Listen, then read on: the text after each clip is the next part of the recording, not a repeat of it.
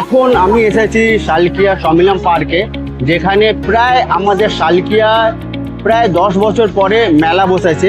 আমাদের শালকিয়াতে দুটি জায়গাতে মেলা বসেছে, একটা হচ্ছে নতুন মন্দির মাঠে যেটা সংঘর্ষী মাঠ, আর একটা নতুনভাবে আমাদের সম্মিলন পার্কে মাঠেতে মেলা বসেছে, যেটা হচ্ছে আপনার সীতানাথ বোস লেনের শিল্পাশ্রম স্কুল আছে। শিল্পাশ্রম স্কুলের সামনে যে মাঠ আছে সেই মাঠের সামনে আমাদের সম্মিলন পার্কে আমাদের নতুনভাবে মেলা বসেছে।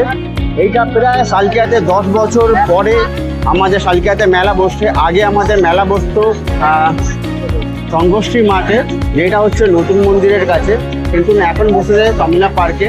এখানে বিভিন্ন ধরনের চুড়ির দোকান থেকে শুরু করে কানের দোকান। আমি এখন যেই লাইনেতে মানে যেই গলিতে ঘুরছি সেইটা হচ্ছে আপনার এক পাশে আছে থালা বাসনের দোকান আপনারা দেখতে পাচ্ছেন, আর একটা আছে যার পাশে হচ্ছে আপনার কানের চুড়ি, কানের বা এক্সেট্রা এক্সেট্রা যেসব মানে লেডিসদের সামগ্রী যেমন আছে, এখানে ব্রেসলেটও আছে, আরও বিভিন্ন ধরনের জিনিস আছে যারা মানে লেডিসদের জন্য আকর্ষণীয় জিনিস আছে, যেটা আপনারা দেখবেন। যেহেতু 10 বছর পরে প্রায় 10 বছর পরে আমাদের শালকিয়াতে মেলা বসেছে, তাই জন্য এখানে মেলার ভিড় প্রচণ্ড পরিমাণে মেলার ভিড়। যারা আসতে চাইছেন তারা আসতে পারেন আমাদের সম্মিলন পার্কে মেলাতে।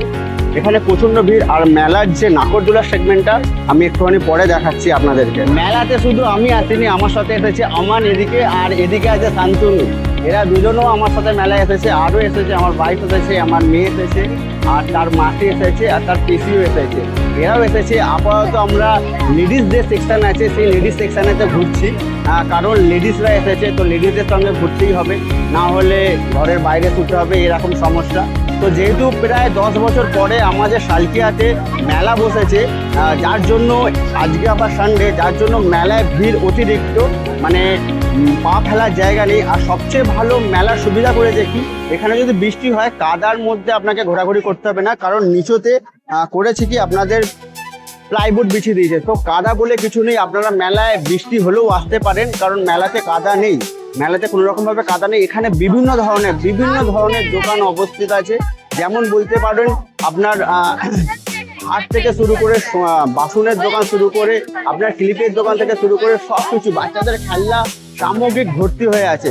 প্লিজ আপনারা যত তাড়াতাড়ি পারবেন আসতে পারেন আমাদের সম্মিলন পার্কের মাঠে। তো মেলাতে আসবেন, ছেলেদের জন্য আকর্ষণীয় কিছু থাকবে না, আকর্ষণীয় বলতে আছে এখানে আপনি যদি আসেন তো ট্যাটু বানাতে পারবেন। তো ট্যাটু বানানোর জায়গা প্লেসটা হচ্ছে ঠিক পার্কের পেছনের দিকে।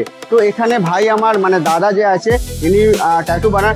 তো ট্যাটু যে আপনি বানাচ্ছেন তো মোটামুটি খুবই কম দামে ট্যাটু বানাচ্ছেন, একদম কম না, 200 টাকা রানিং।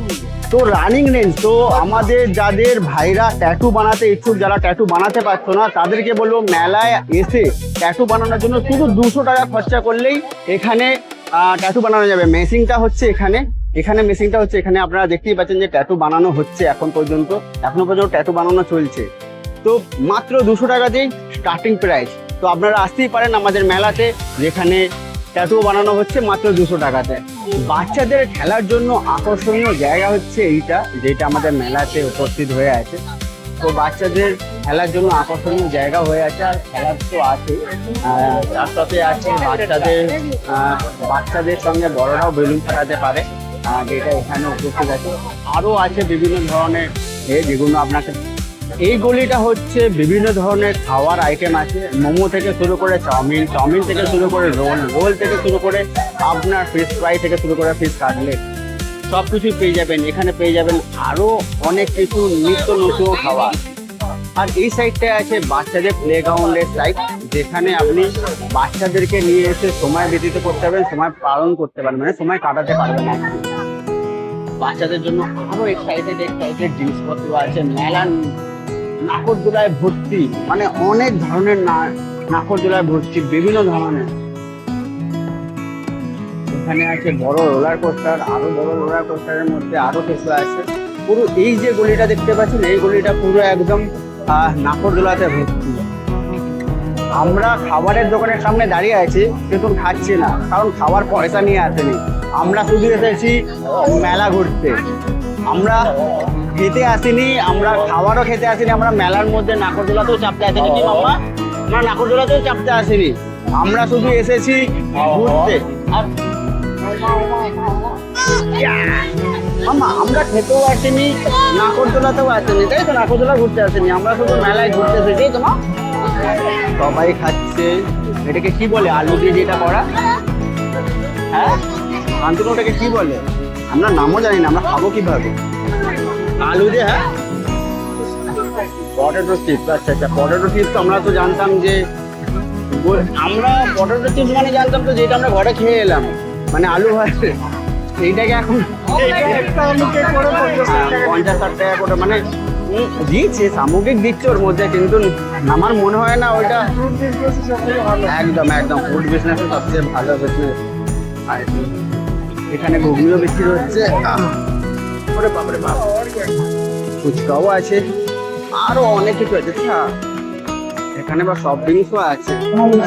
পিজা খাওয়ার বায়না করেছে আমার বোন, তো পিজা খেতে এসেছি। বোন কি পিজা খাবি তুই? কি পিজা খাবি? এটা চিকেন পিজা খাবে, চিকেন পিজা। চিকেন পিজার দাম একটা চিকেন, এই তো চিকেন পিজা খাবে বলছে, চিকেন পিজা খাবে এখন। মেলাতে এক্সট্রিম লেভেলের ভিড়, মেলাতে থাকা যাচ্ছে না। তারপরে আমাকে তো ভিডিও বানাতে দিচ্ছে না, মানে ভিডিও বানাতে দিচ্ছে না মানে কি আমাকে চেপে ধরে নিচ্ছে, ওই জন্য ভিডিও বানাতে দিচ্ছে না। তো ভিডিও বানাতে পারছি না। এদিকটা আছে জলপুরি, জলপুরি শো, এখানে 100 টাকা করে টিকিট। এখানে হচ্ছে জলপুরি শো, আর এটা হচ্ছে বড়পুরার